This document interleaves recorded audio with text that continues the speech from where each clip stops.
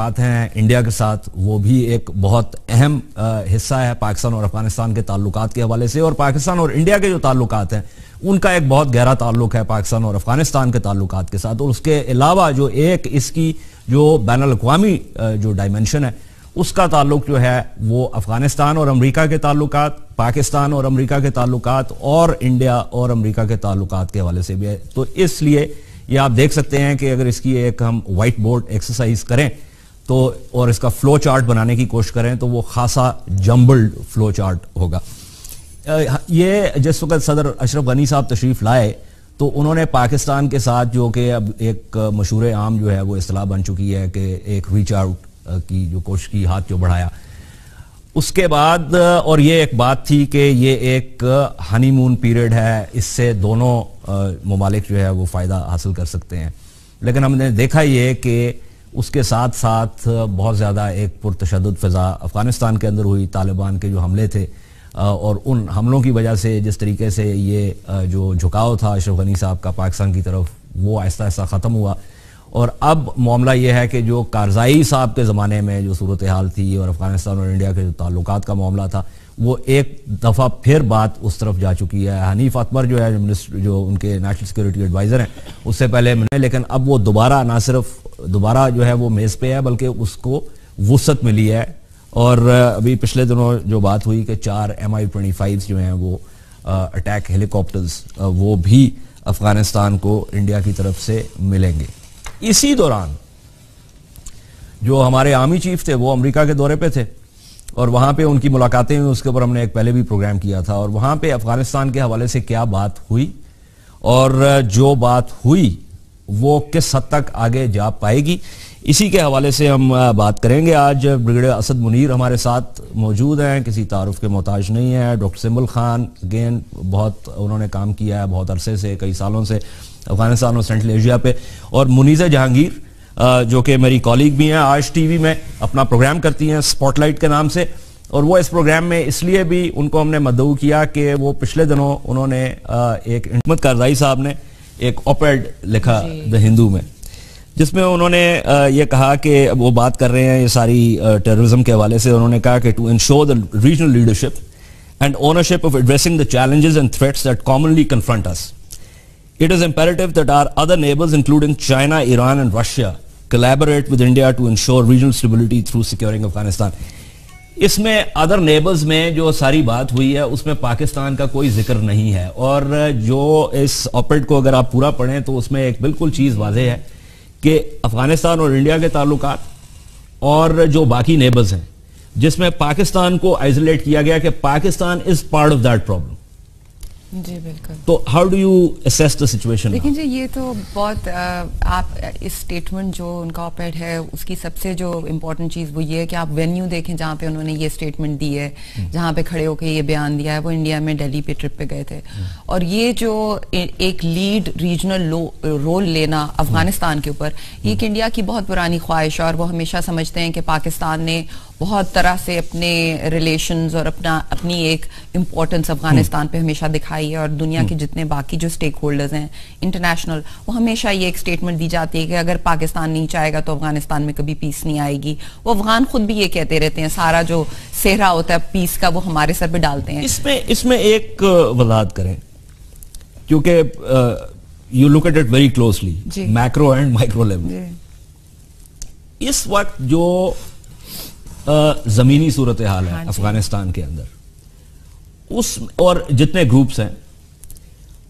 Do you really believe कि उनको अब एक्सटर्नल सेंचुरीज की उतनी जरूरत है जितनी किसी जमाने में उनको शायद थी? जी बिल्कुल उतनी ज़रूरत नहीं रहेगी, क्योंकि ये तो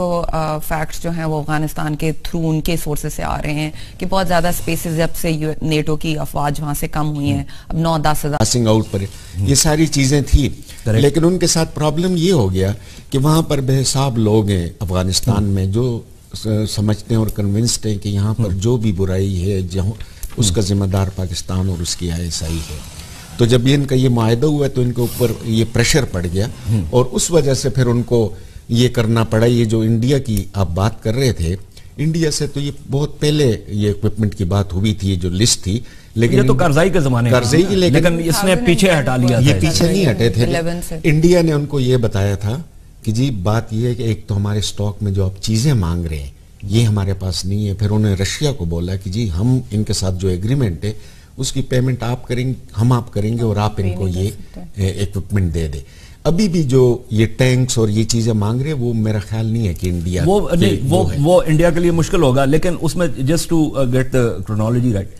वो इन्होंने ये विश लिस्ट दी इंडिया को। उस जमाने में इंडिया में एक ये भी तासुर था कि अगर हमने इसके ऊपर कोई अमल दरामद किया तो there was a concern के पाकिस्तान के कंसर्न्स हैं। ये इंडिया में बाकायदा तहरीरी तौर पे भी ये डिस्कस हुए।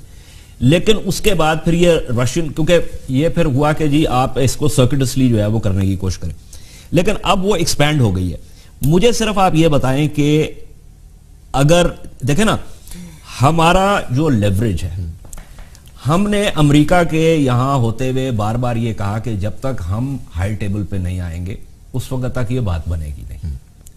तो हमने अपने आप को एक खास तरीके से प्रेजेंट किया। अब अगर हम ये देख रहे हैं कि हमारी लेवरेज इतनी ज्यादा नहीं है तो एक डिस्क्रेपेंसी है उन दो चीजों के दरमियान कि हम अपने आप को कैसे प्रेजेंट करते थे और अब हम असल में क्या कर सकते हैं। लेकिन ये हमने नहीं शुरू किया, ये शुरू किया अफगानिस्तान ने 2010 में, जब ये लोया जरगा हुआ यूएन के नीचे। उसमें जो ये फैसला हुआ कि जी सबसे पहली चीज पाकिस्तान है, अगर पाकिस्तान नहीं चाहेगा या उसकी मदद नहीं होगी तो हम करते रहें सारे ममालिक के साथ, तो हमारा ये पीस प्रोसेस नहीं पड़े। फिर जब मैं जा रहा था तो मैं वेखे ते डांस हो रहा सी, तो मैं और खड़ा न तेरा ये बटन मेरे ले सी, नहीं तेरा मुंह दे ले सी, मेरे गाले को बहुत की हो गई। चंगे जिना करी रे सलूक सजना अनेड़े नहीं लगते, अनेड़े नहीं लगते मजूक सजना, मैनू मारे नारा दूर में को ना जा, अनेड़े नहीं मजूक सजना अनेड़े नहीं लगते मजूक सजना। आज काला चोला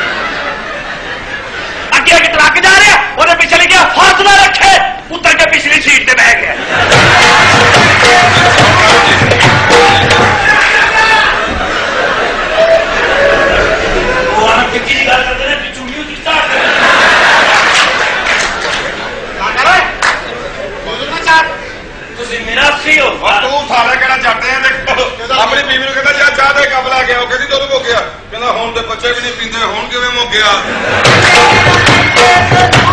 ਦੇਣਾ ਤੇਰੇ ਵਰਗਾ ਬਗੈਰਤ ਕੌਣ ਹੈ? ਕਿਉਂ? ਤੂੰ ਤੇ ਭੈਣ ਦਾ ਵਿਆਹ ਹੁਣ ਤੋਂ ਪਹਿਲੇ ਤਲਾਕ ਕਰਾਤੀ ਉਹਨੂੰ। ਉਹ ਕਿ ਆਹ ਹੁਣ ਲਗਾ ਕੇ ਕਹਿੰਦਾ ਅੱਪਾ ਬੇਫਿਕਰ ਹੋ ਜਾ, ਮੈਂ ਭੈਣ ਦਾ ਕੋਈ ਦੋਸਤ ਨਹੀਂ ਅੰਦਰ ਵੜਨ ਦਿੱਤਾ। ਵਜਾ ਨਾ ਹੁਣ ਕਿੱਥੇ ਮਰ ਜਿਹੜਾ ਵਜਾ ਇੱਧਰ ਆ ਚੱਲ ਵਜਾ ਓਏ ਇਧਰ ਆ ਸੀਤਾ ਬਚਨ ਇਹ ਭਲਾ ਐਡੀ ਬਕਵਾਸ ਕਿਉਂ ਕਰਦਾ ਆਪਣੀ ਬੀਵੀ ਨਾਲ ਲੇਟਿਆ ਬਾਹਰ ਬਹਿਲ ਹੋਈ ਉੱਠ ਕੇ ਚੱਲਿਆ ਤੇ ਉਹਦੇ ਕੋਲ ਸਾਫਾ ਰੱਖ ਕੇ ਜਾ ਰਿਹਾ ਉਹ ਕਹਿੰਦੀ ਜਾਨੂੰ ਸਾਫਾ ਕਿਉਂ ਰੱਖਿਆ ਕਹਿੰਦਾ ਜਗ੍ਹਾ ਦਾ ਨਾ ਮੱਲੀ ਜਾਏ ਜਿਹੜਾ ਆ ਨੇੜੇ ਨਹੀਂ ਲੱਗਦੇ ਮਸ਼ਹੂਰ ਮੈਂ ਤੁਹਾਡਾ ਉਤਾਰ ਪਾੜ ਦੇਣਾ ਉਦਾਰ ਵੀ ਸਾਡੀ ਕਲਾਸ਼ਰ ਗੋ ਫਿਰ ਸਾਲਿਆ ਇਸ ਨੇ ਮੇਰੀ ਬੀਵੀ ਦੇ ਮੁਤਲਕ ਓਏ ਇੱਕ ਮਿੰਟ ਖਲੋ ਇਹਨਾਂ ਤੂੰ ਗਈਆਂ ਇਸ ਮੇਰੀ ਜਨ ਕੁੱਤੇ ਇਹ ਤੈਨੂੰ ਸਾਡੀ ਗੱਲ ਮੈਨੂੰ ਤੇ ਇਸ ਗੱਲ ਤੇ ਹੈਰਾਨਗੀ ਆਉਂਦੀ ਹੈ ਸਾਲਾ ਦਾਈ ਦੇ ਹੱਥ ਕਿਵੇਂ ਆਇਆ ਸੀ ਓਏ ਇਹ ਆਪਸ ਚ ਗਏ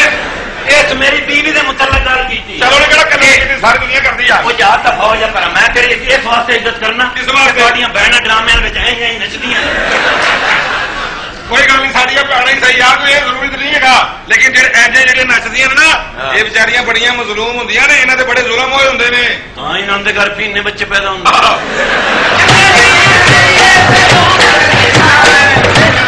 ਆ ਨਹੀਂ ਤੁਹਾਡੀ ਵਾਰੀ ਮੇਰੀ ਬੀਵੀ ਦੇ ਮੁਤਲਕ ਗੱਲ ਕੀਤੀ ਬੀਵੀ ਦੀ ਇਹ ਆਪਣੀ ਬੀਵੀ ਦੇ ਨਾਲ ਜਹਾਜ਼ ਦੇ ਵਿੱਚ ਬੈਠਾ ਅੱਛਾ ਇਹ ਹੋਸਟਲ ਆਈ ਉਸ ਨਾਲ ਵਾਲੇ को ਪੁੱਛਿਆ ਆਪ क्या लेंगे ਉਹ ਕਹਿੰਦਾ ਥੱਲੇ ਉਤਰ ਕੇ ਟੈਕਸੀ ਉਹਨੂੰ ਆਂਦਾ ਇੱਥੇ ਹੀ ਦੇ ਦੇਈਏ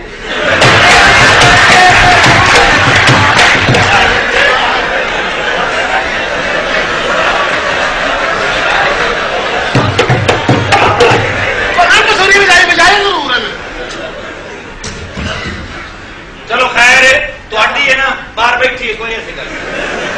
ਜਾ ਫੜ ਲਿਆ ਖਬਰਦਾਰ ਹੋਣਾ ਤੇ ਇਹਨਾਂ ਦੇ ਬਾਰੇ ਕਿਤੇ ਜਾਣਾ ਤਾਈ ਨੇ ਇਹਨਾਂ ਨੂੰ ਨਹੀਂ ਪਤਾ ਸੁਣ ਲੈਣਾ ਇਹ ਦੇਖੋ ਤੁਹਾਨੂੰ ਸਮਝ ਨਹੀਂ ਇੱਕ ਬੰਦਾ ਕਹਿੰਦਾ ਤੇਰੀ ਭੈਣ ਦੌੜ ਗਈ ਕਹਿੰਦਾ ਆ ਜਾਏਗੀ ਤੂੰ ਸਿਗਰਟ ਲਵਾ ਪੈਸੇ ਨੇ ਸਿਰ ਤੇ ਖਲੋਤਾ ਇਹਨੂੰ ਬਸ ਨਾ ਆ ਬਲਾ ਨਵਾਂ ਰਕਸ਼ਾ ਲਿਆ ਸਾਰਾ ਦਿਨ ਲੈ ਕੇ ਚੌਕ 'ਚ ਖਲੋਤਾ ਰਿਹਾ ਸ਼ਾਮ ਨੂੰ ਸਵਾਰੀ ਆ ਕੇ ਦੀ ਭਾਈ ਚੱਲੀਏ ਉਹ ਕਹਿੰਦਾ ਤੇ ਰਕਸ਼ੇ ਕੋਲ ਕੌਣ ਖਲੋਏਗਾ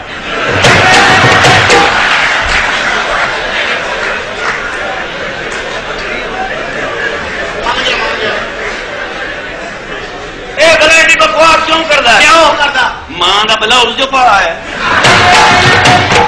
ਚੰਗੇ ਜੇ ਨਾ ਕਰੀਏ ਸਲੂਕ ਚੰਗੇ ਜੇ ਨਹੀਂ ਕਰੀਏ ਸਲੂਕ ਸਜਣਾ ਮਾਵਾ ਦੇ ਨਹੀਂ ਭਾਈ ਦੇ ਬਲੌਜ਼ ਅੱਗੇ ਨਾ ਬੁਲਾਇਆ ਕਰ ਮੁੱਕ ਗਈ ਗੱਲ ਮੁੱਕ ਗਈ ਹੈ ਇਹਦੀ ਬੀਵੀ ਕਹਿੰਦੀ ਚਾਲੂ ਪੱਖਾ ਤੇਜ਼ ਕਰ ਦਿਓ ਇਹ ਬਾਹਰੋਂ ਕੈਂਚੀਆਂ ਛੁਰੀਆਂ ਲਾਉਣ ਵਾਲਾ ਪਠਾਨ ਲਾਇਆ ਅਗੋ ਵੀ ਪਠਾਨ ਉਹ ਆ ਕੇ ਕਹਿੰਦਾ ਤੇਜ਼ तो कर देगा पर साइकिल का खड़ा करेगा ਇਹਦੇ ਘਰ ਮੈਂ ਗਿਆ ਤੇ ਬੜਾ ਪਰੇਸ਼ਾਨ ਬੈਠਾ ਸੀ ਕਿਉਂ ਮੈਂ ਕਿਹਾ ਖੈਰ ਹੈ ਆਂਦਾ ਜੀ ਸਵੇਰੇ 1.5 ਟਨ ਦਾ ਏਸੀ ਲੈ ਕੇ ਆਇਆ ਘਰ ਆ ਕੇ ਤੋਲੇ ਤੇ 11 ਕਿਲੋ ਦਾ ਨਿਕਲਿਆ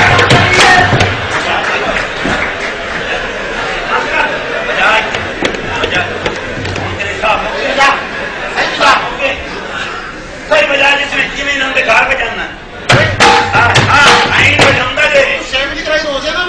ਰੋਜ਼ਿਆਂ ਦਾ ਮਰਾਸੀ ਯਾਰ ਤੁਸੀਂ ਸਾਡੇ ਪਛਾਣ ਤੁਸੀਂ ਕਾਰਤੂਸ ਬਣਾਉਂਦੇ ਹੋ ਅਸੀਂ ਬੜੇ ਮੌਜੂਦ ਲੋਕ ਆ ਪੂਰੀ ਔਰਤ ਖਾ ਗਿਆ ਗੁੱਤ ਬਾਹਰ ਰਹਿ ਗਈ ਮੈਂ ਸਮਝਾ ਬੜੀ ਗੱਲ ਕਰ ਲਾ ਲਾ ਲਿਖਤਰ दीवार के उत्ते लिखा पढ़ने वाला कुत्ता है ते मिटा के लिखा है लिखने वाला कुत्ता है